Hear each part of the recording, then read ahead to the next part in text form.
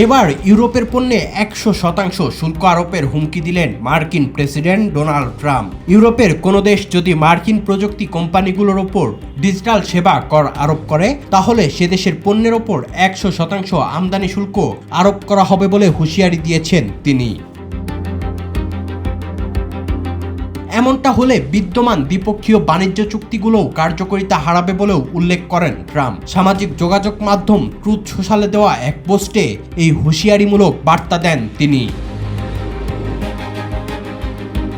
যেসব দেশে মার্কিন প্রযুক্তি কোম্পানিগুলোর ওপর নতুন ডিজিটাল সেবা কর আরোপের পথে এগোচ্ছে এই সতর্কবার্তা তাদের উদ্দেশ্যে। তবে যুক্তরাজ্যের ক্ষেত্রে এর প্রভাব কি হবে তা এখনও স্পষ্ট নয়, কারণ দেশটি 2020 সাল থেকে ডিজিটাল সেবা কর কার্যকর রেখেছে।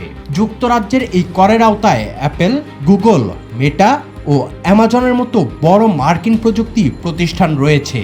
দেশটির অর্থ মন্ত্রণালয়ের তথ্য অনুযায়ী 2024-25 অর্থ বছরে এ খাত থেকে 80 কোটি পাউন্ডের বেশি রাজস্ব আদায় হয়েছে। গত এপ্রিলেও ট্রাম্প বলেছিলেন, মার্কিন কোম্পানিগুলোর ওপর কর আরোপ করায় যুক্তরাজ্যকে বড় শুল্কের মুখে পড়তে হবে। সে সময় তিনি আরও বলেন যে ইউরোপ মনে করেছে সহজেই কিছু রাজস্ব আয় করতে পারবে, সে কারণেই যুক্তরাজ্য আমেরিকার বিরুদ্ধে সুযোগ নিয়েছে।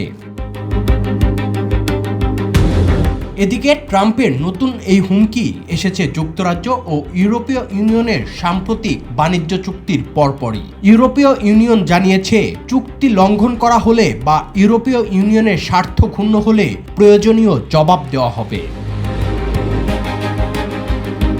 প্রসঙ্গত, ফ্রান্স, ইতালি ও স্পেন সহ ইউরোপের কয়েকটি দেশ বড় প্রযুক্তি কোম্পানির ওপর 3% ডিজিটাল সেবা কর আরোপ করেছে এবং আরও কয়েকটি দেশে একই ধরনের কর চালুর পরিকল্পনা করছে।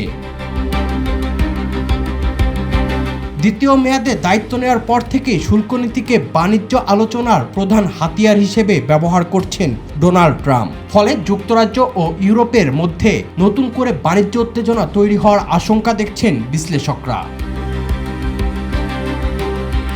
Desk report, the financial express.